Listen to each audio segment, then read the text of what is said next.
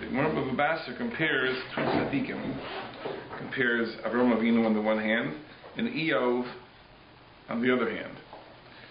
So the Gemara says, Rabbi Yochanan, Godol hanemar be'Eov yos mimash nemar ba'Avraham. That which it says about Eov is more than it says about Avraham.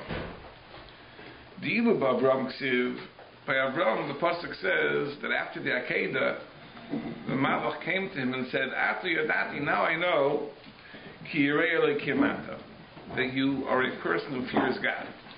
So that was the one praise that the Malach said about Avraham.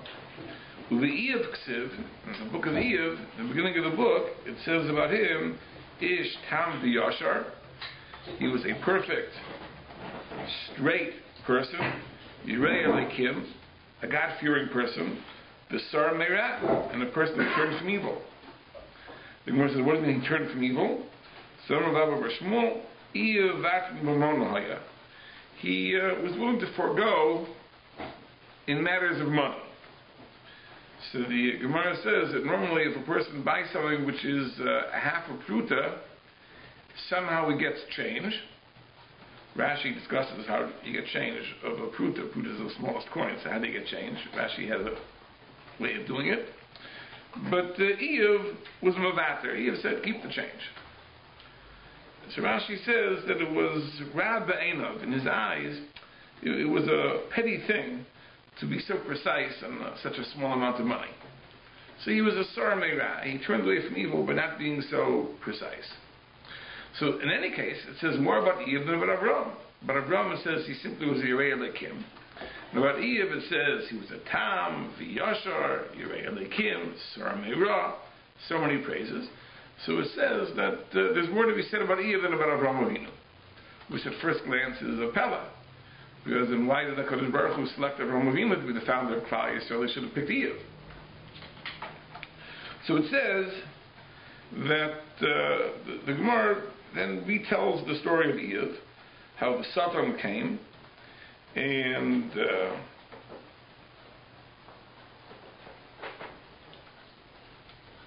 Hashem asks the Satan, have you taken note of my servant Eov? So what's the question? Why did that come all of a sudden? So the Gemara says like this. The Gemara says that when the Satan came, the Satan said, Ribbono shel olam, Shatki b'chol ha'olam, I toured the entire world, v'lo motzasi ka'avduch Avraham. I didn't find anybody as great as Avraham Avinu. Shalmarta lo, you promised him, kum hishalech ba'aretz, walk through Eretz Yisrael, the length and the width, ki locha et nena, I'm going to give it to you. So you promised him Eretz Yisrael, and when he wanted to bury Sarah, he couldn't even procure a burial spot without having to pay for it. V'lo hir achar mideisecha.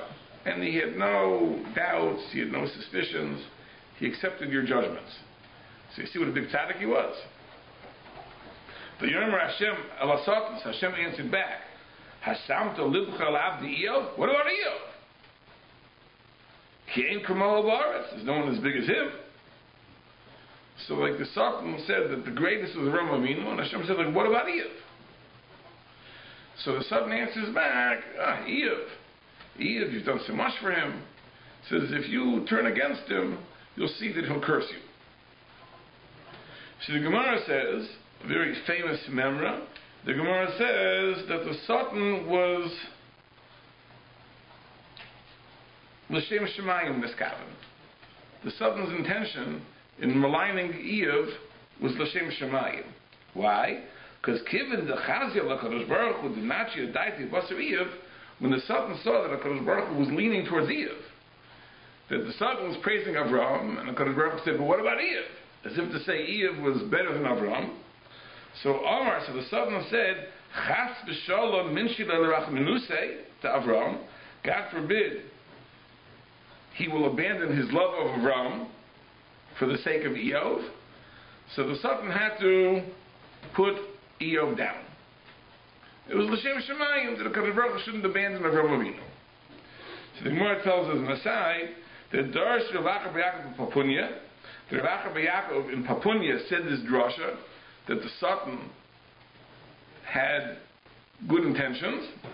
Also, Satan nashke lekare, and the Satan came and kissed him on the foot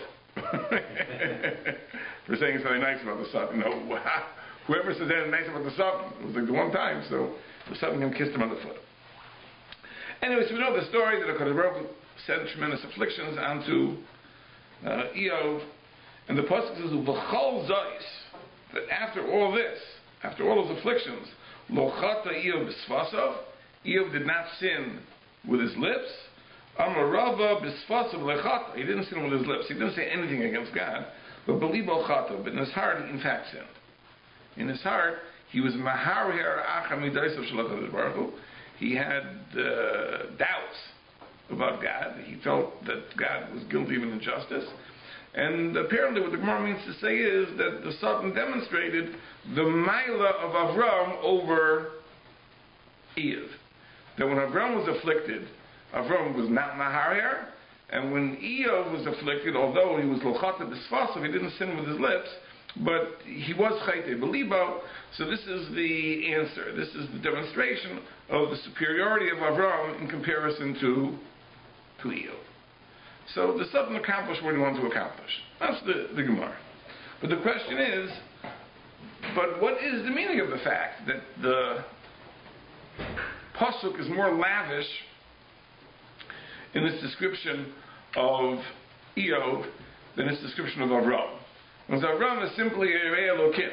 And Eov is much more than that. He's a Tam and a Yashar and a Sor Meirah, in addition to being a Rei Elokim. Because how do we understand this observation that we learn more about Eov than we learn about Avram? The Meshul Chachma in Parshas Vayera says a pshat in this Gemara, and I'd like to speak out to Meshul Chachma and perhaps take it a step further. It says like this. He says the difference between Eov and Avram was that Eov, aside from the fact that he was a Rei Elokim, it's true he was a Rei Elokim, he had other virtues as well. Meaning that his perfection was comprised of parts.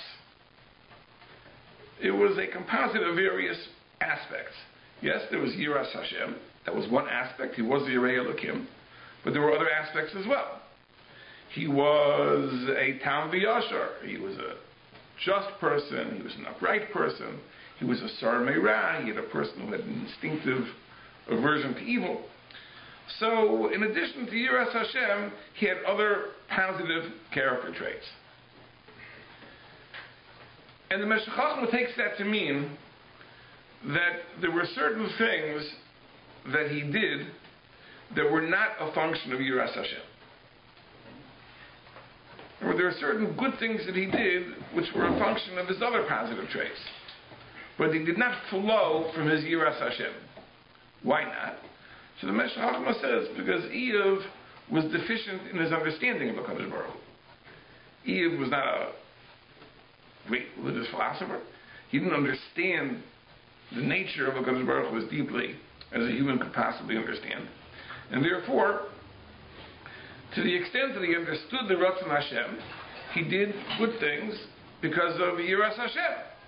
But there were other things that he would not have done out of pure Yiras Hashem, simply for lack of understanding. He wouldn't understand this is what HaKadosh Baruch Hu would want of him.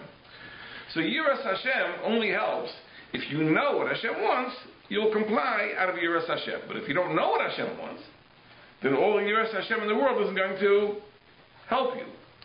But there were other traits he had. He was a Tam, he was a Yashar, he was a Sar Meirah, and therefore there were other good things that he did, not because of his Yiras Hashem, but he did as a consequence of these other positive traits. Avram Avinu, everything Avram Avinu did flowed from his Yiras Hashem. Because Avram Avinu understood to the extent that was humanly possible what the Ratzon Hashem. Whatever HaKadosh Baruch Hu expects of a human being, HaKadosh Baruch Hu enabled Avram, or Avram achieved, an understanding on his own. And therefore, all the good things that a human being is meant to do, Avram did as a function of Yiras Hashem. And therefore, about Avram, there's no need to say anymore.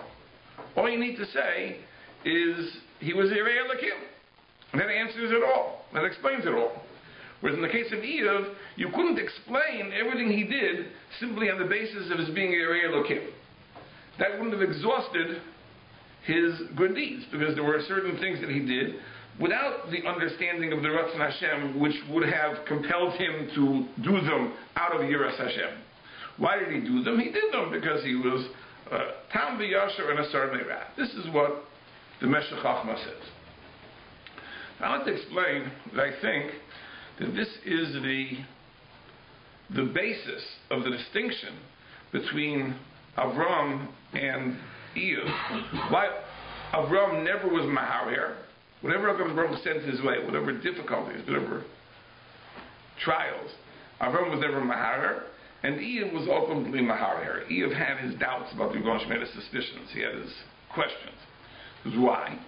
Let's ask ourselves a basic question.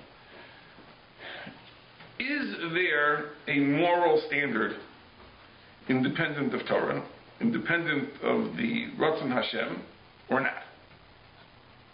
Very basic philosophical question. As Jews, I think we are meant to believe that the Torah is the basis of all value. Everything we believe, everything we value, everything we do is rooted in the Torah. There is no moral standard which is independent from Torah. And therefore, a person can never ask the question, is the Torah fair? Or is the Torah relevant? Those are meaningless questions. Because to ask, is the Torah fair, means there's a standard of fairness, which is apart from Torah, and now we're going to measure Torah against that yardstick and see if the Torah is fair. Or if I ask, is the Torah relevant? That means there's a standard of relevance apart from Torah, and I'm going to measure Torah against that yardstick of relevance and see, is Torah relevant? But if all value is rooted in Torah, you can't ask, is Torah fair or Torah relevant? There is no standard of fairness, there's no standard of relevance apart from Torah. Precisely because Eiv had these other aspects to his life. He was a Tam, he was a just person, he was a Yasher, he was an upright person, he had a person with a natural aversion to evil. In other words, he had these traits which were apart from his being a Yirei Elokim, apart from his being a God-fearing person. There were independent standards that Eiv maintained. And therefore, he could be Maharer. If HaKadosh Baruch Hu didn't conform to his standard of justice, to his conception of what it means to be a Tam, the Yasher, and a Sar Meirah, so HaKadosh Baruch Hu is at fault. And it's precisely because of that fact that in Eiv's life there was more than just Yiras Hashem. There were other aspects of perfection. That's exactly why when the heat was turned up, Eiv was Maharer. HaKadosh Baruch Hu didn't conform. HaKadosh Baruch Hu didn't conform to his standards of right.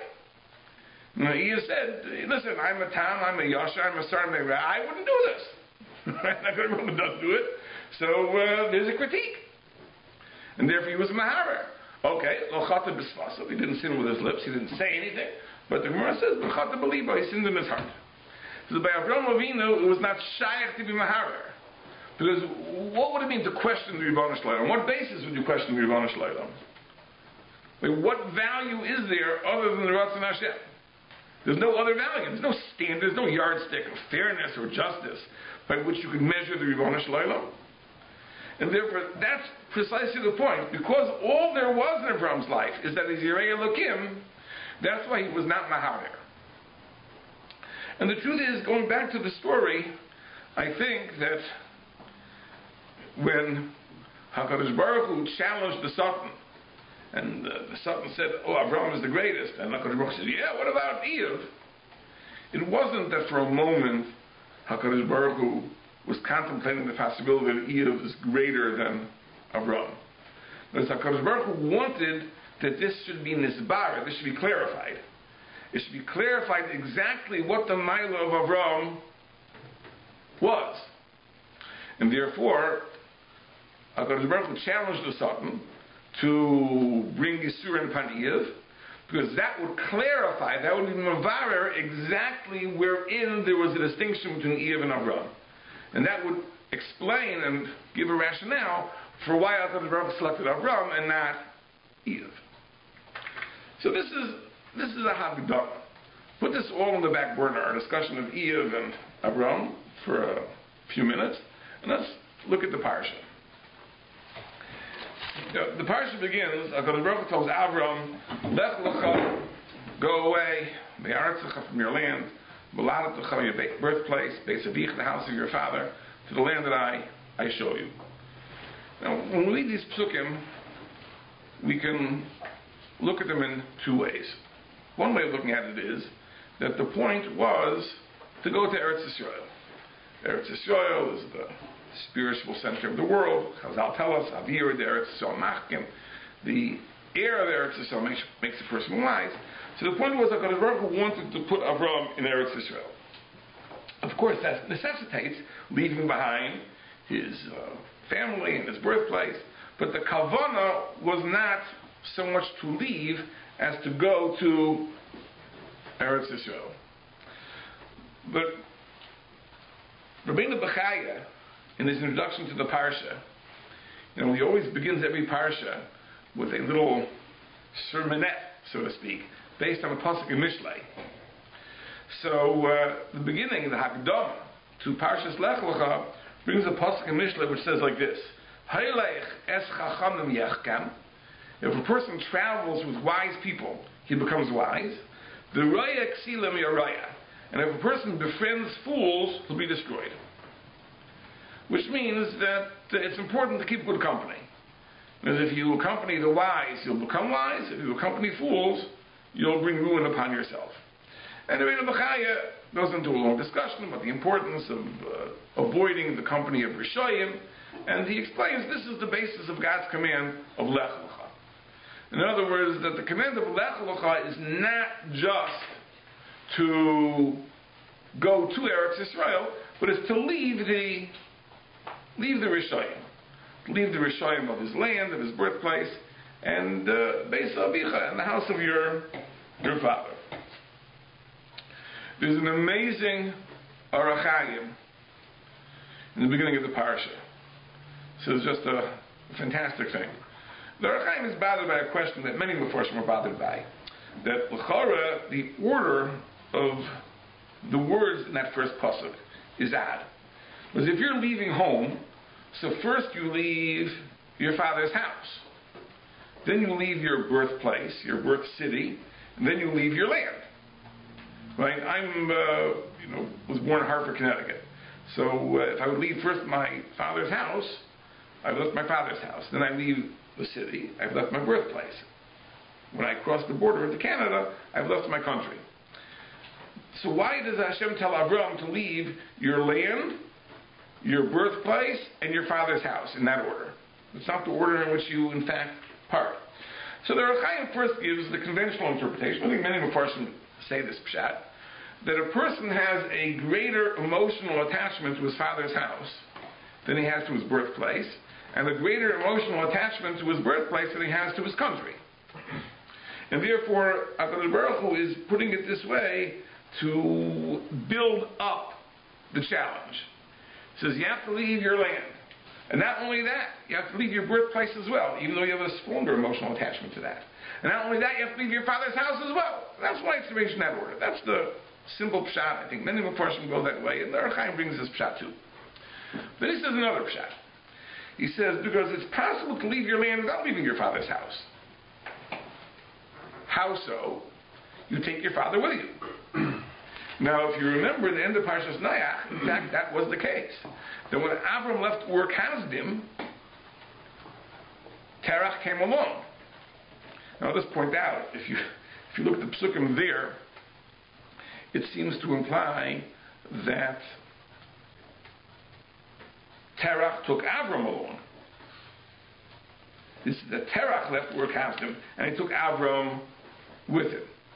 But if you look in the Mefarshim, the Sfarno, or look in the Netziv, it's really based on a Zayar HaKadosh. It was the exact opposite.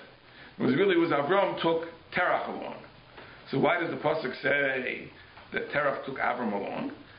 So the Nesiv says, because in terms of the practical logistics, Terach is more capable in making arrangements. So Terach drove the wagon. So in a sense, you could say Terach took Avram along, but really it was Avram's idea, and Terach followed Avram. But in any case, Avram took his father's house with him. So therefore here, HaKadosh Baruch Hu is saying, you have to leave your land and your birthplace, but you also have to leave your father's house. Don't take your father with you. That's the command. To leave your father's house. Don't even think of taking your father with you. You have to leave him behind.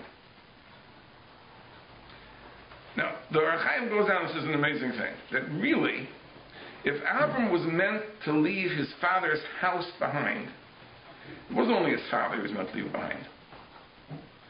He was meant to leave all his relatives behind.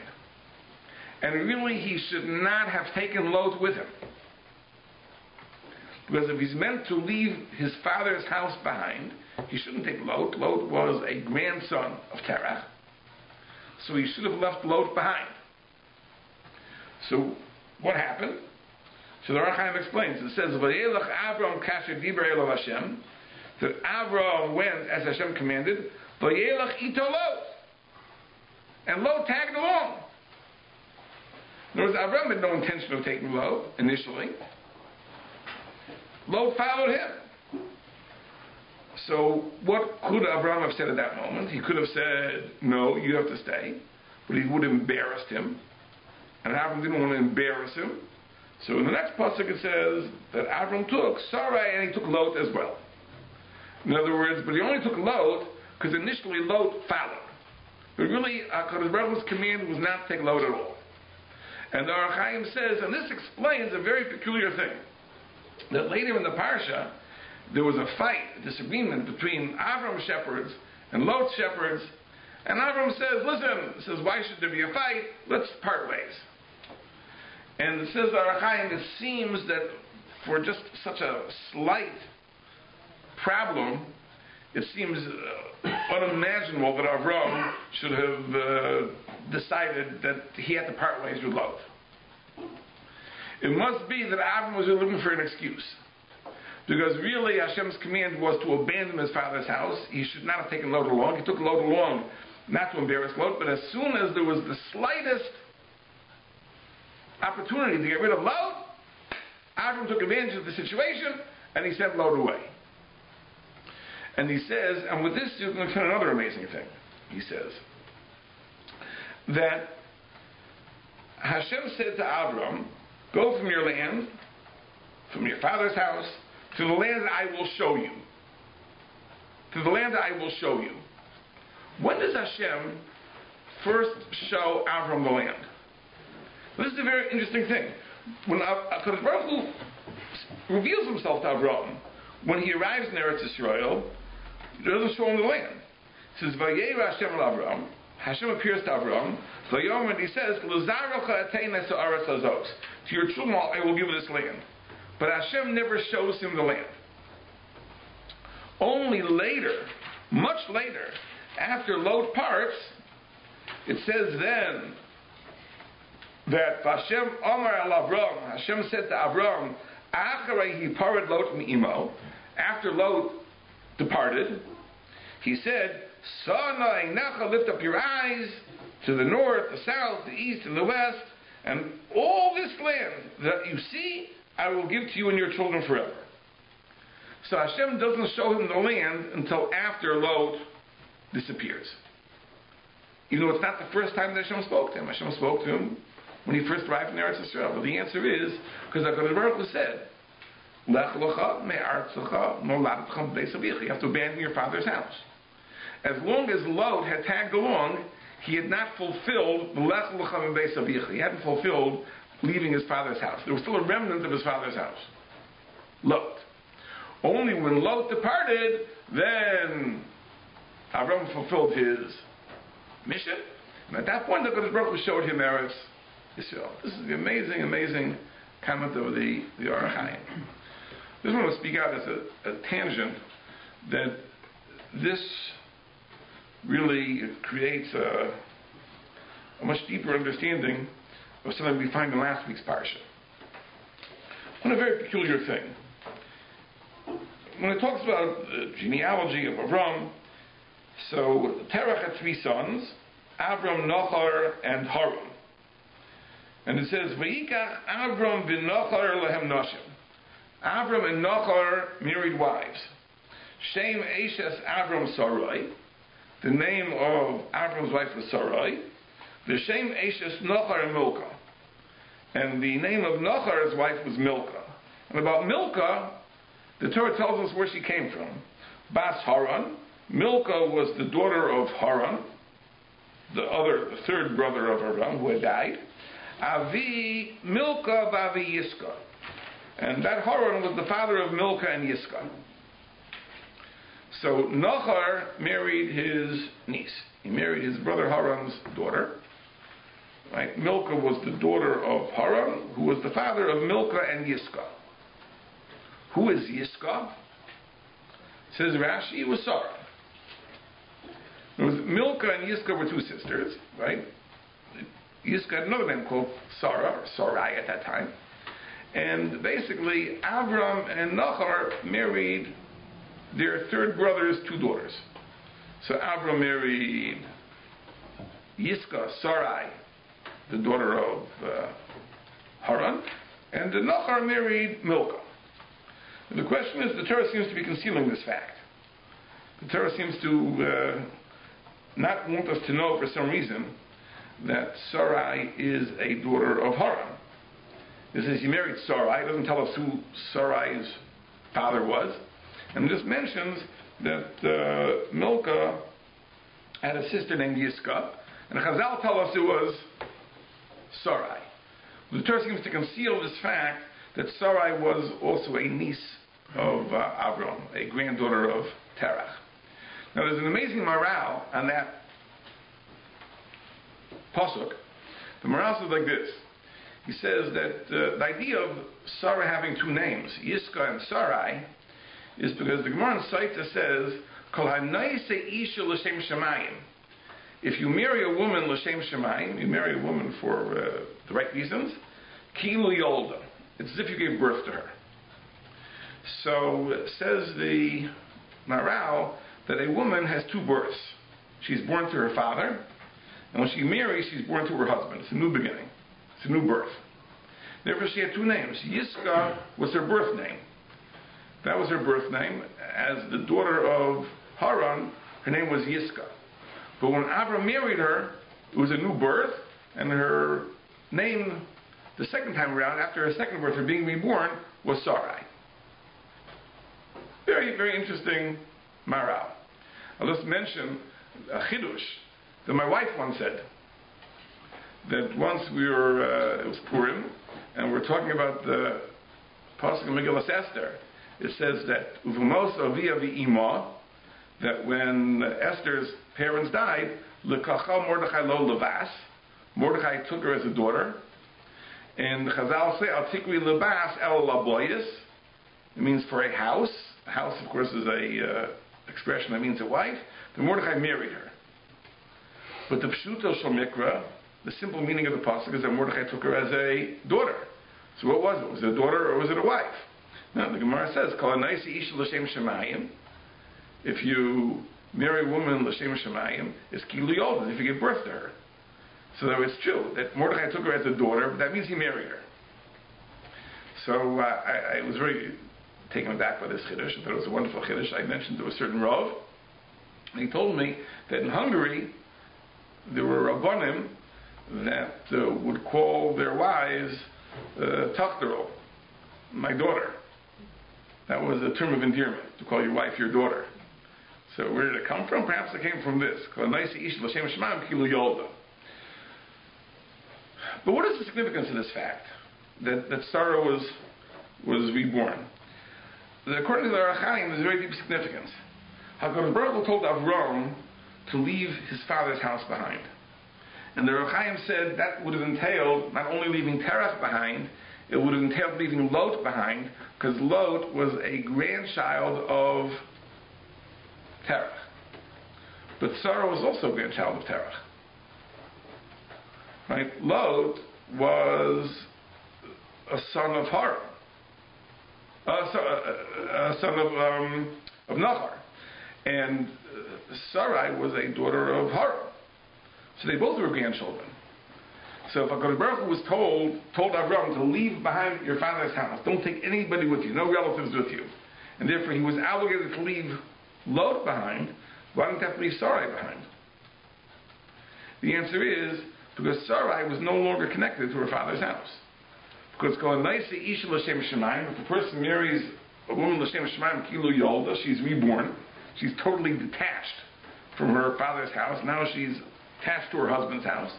So there was no objection taking Sarah with, only not to take Lot. And it could be that's the whole point of the Torah. The whole point of the Torah in concealing this fact that Sarah was a granddaughter of Terach is to explain why Avram was allowed to take Sarah, even though he was not allowed to take Lot. Lot was a grandchild of Terach. Sarah was no longer considered a grandchild of Terach. And this, by the way, you can explain a very interesting thing.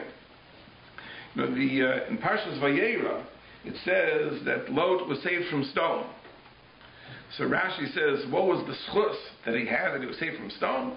He had a schus, and when they went to Mitzrayim, and he knew the truth that Avram and Sarah were not brother and sister, but the husband and wife, he didn't tell anybody. So the Mizrahi asks the question over there, that you're looking for a schus for Lot. You wonder what the schus was. There's a very simple answer what the schus was. The schus was that he followed Avram to Eretz Yisrael. Why isn't that the schus? The answer is very simple. It's like here, his following Avram to Eretz Yisrael ruined everything. That was the whole point. He wasn't supposed to follow, because the Baruch's command was that Avram should abandon everything behind. Right? And he gladly would have left Lot behind. He was supposed to leave Lot behind. Instead, Lot tagged along, so you're not going to count that as a schus. That's not a merit by virtue of which Lot should be spared. So therefore, what was the merit? So we have to find the other schuyas. But his following Avram to Eretz Yisrael, that certainly would not have been a schus. Okay, so we understand from all of the above that Avram's mission here is not only to leave behind his land and his birthplace, he has to leave behind his father's house, and leaving behind his father's house means he has to leave behind Terach, and not just Terach, he has to leave behind any family members. Really, he should have left Lot behind. He has to make a clean break with Terach and everything Terach stands for. Now there's a serious question. Chazal tell us that Terach did tshuva. It says later in the parsha by the Bris Ben Absarim, HaKadosh Baruch Hu tells Avram, "Tikaver b'seiva tova." You're going to be buried. You'll die in a good old age. You'll have a great old age. And va'ata tavel aleisecha b'shalom. You will join your fathers in heaven. So Rashi brings the Medrash Rabbah. What's Hashem promising Avram? He will join his fathers in heaven. His father Terach was not even a Meidazar. He's going to join him in heaven. Malam, this teaches us that Terach did tshuva. When did Terach do tshuva? When did Terach do tshuva exactly? So it's a big shaila in the Mefarshim. The Ramban says that Terach did tshuva in the end of his life. So when Avram left Terach, at that point Terach was still an Ovid of Eidazar, through and through. So we understand why he had to leave. You know, the fact that later on in his life he would do tshuva doesn't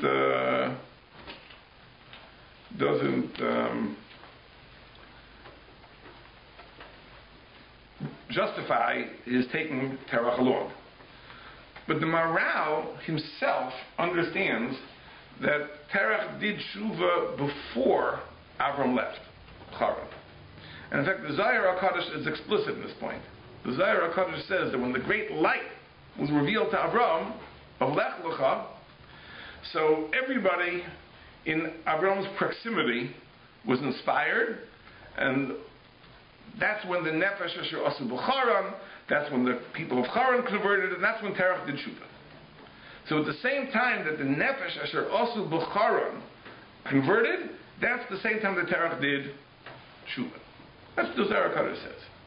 So at first glance it seems very peculiar that it comes out that when Avram left Haran, by that time Terach had already done Shuvah. And yet there's this tremendous insistence that Avram part ways, that he break away from Terach, that he leave Terach behind, he leave any family member, even Lod, he should have left behind. This is why should that be? By the time Avram left, Terach already had done Shuvah. Why is it so important that Avram not bring Terach along? That's the question. If you like the Ramban, he hadn't yet done Shuvah until Saif Yamav, so I understand at this point he's still an idolater, so therefore Avram shouldn't take him along. He should leave Beis Avicha. But if we go like the Zohar Kadosh goes, the Maharal also goes this way, and understands that Terach had already done Shuvah. By the time Avram left, he had already done Shuvah. So what is this insistence that Avram break from Terach? I want to show you an amazing thing. The Arizal writes in the Shara Gilgulim that Eiv, coming back to Eiv was a Gilgul of Terach. Arizal writes that Eiv was a Gilgul of Terach. That means that if we want to know the nature of Terach after he did Shuvah, we want to know what he was like, the answer is, look at Eiv. Eiv was a Gilgul of Terach. It's an amazing thing, because it comes out that all the Gemaras that are discussing the comparisons of Avram to Eiv really are discussing the comparisons of Avram to Terach. Because Terach, after he did Shuvah, was Eiv. Eiv was the Gilgul of Terach after Terach had done Shuvah. The question is, why did Avram have to break away? Why did Avram have to break away? The answer is, it's not because Terach was a Rasha. After he did Shuvah, he was a tzaddik. But he was a tzaddik who had this one flaw. And that flaw was, as we explained, that he had independent standards apart from the Ratzon Hashem. He was a Tam, he was a Yashar, he was a Sar Meirah, he had independent standards, and that could not fly. Because the founder of Klal Yisrael had to be a person whose total source of value was the Ratzon Hashem. It couldn't be someone who had independent yardsticks by which he would measure the Ratzon Hashem. So for the same way that ultimately was revealed that Avram was superior to Eiv, that's why Avram had to break away from Terach. Right? Terach, as we said, Terach was the forebearer of Eiv. Eiv was a Gilgul of Terach. And that means he was a tzaddik at that point in time, if he had already done Shuvah. But he was a tzaddik that had that flaw, which was incompatible with the divine mission. And therefore, HaKadosh Baruch Hu told Avram, you have to break with Terach, not necessarily because Terach is still a Rasha. Maybe he done Shuvah by that time. But even if he had done Shuvah, he was only a tzaddik together Eov, that is not the foundation of Klal Yisrael. There has to be a clean break. You have to leave Terach behind. You're starting something which is totally new. What is that totally new thing? That you are rooted in the fulfillment of the Ratzon Hashem. There is no independent value, and therefore you're not maharer, you don't question, you don't doubt, because there's no basis to measure HaKadosh Baruch Hu's performance. Because all there is the Ratzon Hashem. That is the basis of what Klal Yisrael is meant to be, and therefore Avram had to cleanly break with Terach, even the Terach that already had done Shuvah, because he was a tzaddik together of Eiv. I just want to share with you one last aspect of this, which I think explains a lot. In the Avos Reb Nosson, Perek Zayin, it mentions another difference between Eiv and Avram. And Eiv, we know from the description in Sefer Eiv, he says about himself that he was a very generous person, and he was a machnes oirach, he welcomed travelers and guests. And Eiv had a tent that was open to the four directions. It was open to the four directions. It was that wonderful thing that we, all the children in nursery know about Avraham Avinu, the Medrash says really was true about Eiv. And Eve had such a tent as well, and everyone came from all four sides. They shouldn't have to go around the tent to find the door. So Eve said, I'm pretty good. So HaKadosh Baruch Hu answered, but you're not like Avram. So how is Avram better? Because you stayed in your house.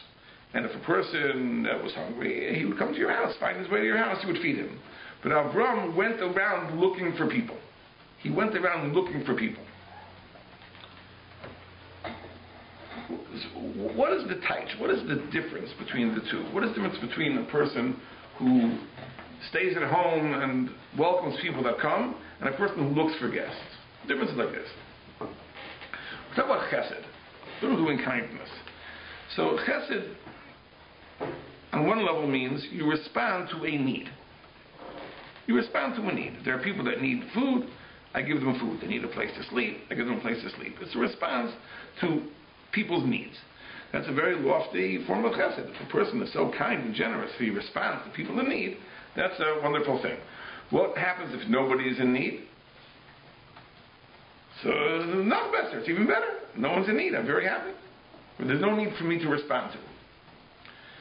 Says Avram Avinu is sitting outside of his tent, beginning of next week's parsha. It's a very hot day. No one is traveling. And Avram is upset. There's no opportunity to do chesed. So why is he upset? No one's traveling today. There was Avram accommodated travelers. So today is a very hot day. No one's traveling. So okay. So no one has any needs. So why be upset? What's to be upset about? The answer is that by Avram Avinu, his chesed was different. His chesed was not rooted in the fact that he felt the need to respond to people's lack. It's the idea that he understood that his own shleimus, his own perfection, necessitated giving. And if there's no opportunity to give, he remains deficient. And therefore, even if there's nobody traveling, he's upset.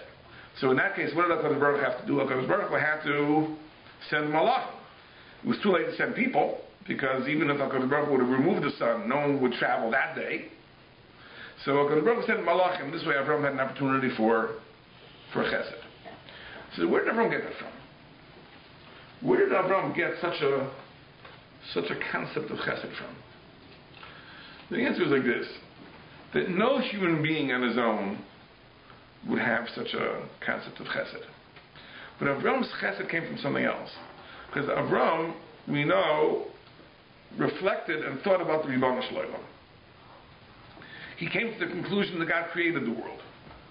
But he also came to the conclusion that God is totally self-sufficient. So he did not create the world because he needed something. Why did he create the world? He created the world, as the pasuk says, Olam Chesed Yibana. He created the world out of his desire to bestow kindness on created beings. Now, the chesed of the Ribono Shel Olam isn't in response to a need. It's not that there were people that needed his chesed and he responded with chesed.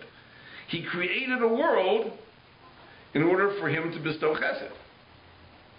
Before he created the world, there was no need, there was no nothing. Nothing existed. Right? In other words, his yearning to do chesed led him to create a world in which people would have needs that he could satisfy.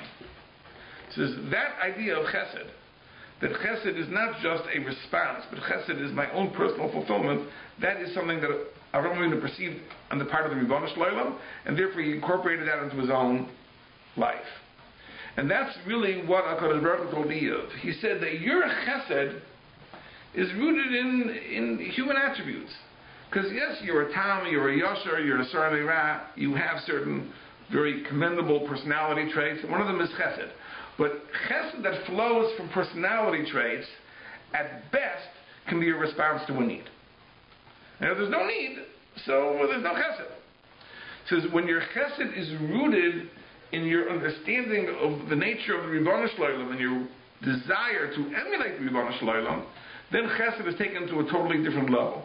At that level, chesed is the idea not to respond to a need, but that my own yearning is to do chesed, and therefore I look for people to do chesed to. If I can't find people to do chesed for, I'm upset. That's a different level of chesed. That's what the HaKadosh Baruch Hu told Eve. That's why Avram is superior to to you. That's the same idea. The idea is that Avraham Avinu, it wasn't that he had aspects of his personality that were commendable and praiseworthy and he was a nice guy. It says by Avraham Avinu, everything was a function of his understanding of the Ribono Shel Olam, his understanding of the Ratzon of the Ribono Shel Olam, and his Yirah Shamayim, his deepest yearning to conform to the Ribono Shel Olam's expectations. That was the root of everything that Avraham Avinu did. That's why he was superior to Eve in the chesed that he did, and that's why he was never mahar. He never had doubts. Doesn't mean he was perfect. A person can make mistakes. You know, the Ramban says that he points out in the parsha there were mistakes that Avraham Avinu made. But one mistake he never made was to be mahar. He never doubted the Ribono Shel Olam. Why? Because the only person that can doubt the Ribono Shel Olam is a person who maintains a standard of morality and justice which is independent of the Ribono Shel Olam. If the only source of value is your understanding of the Ratzon Hashem and your understanding of the nature of the Ribono Shel Olam, there is no place for any doubt or suspicion.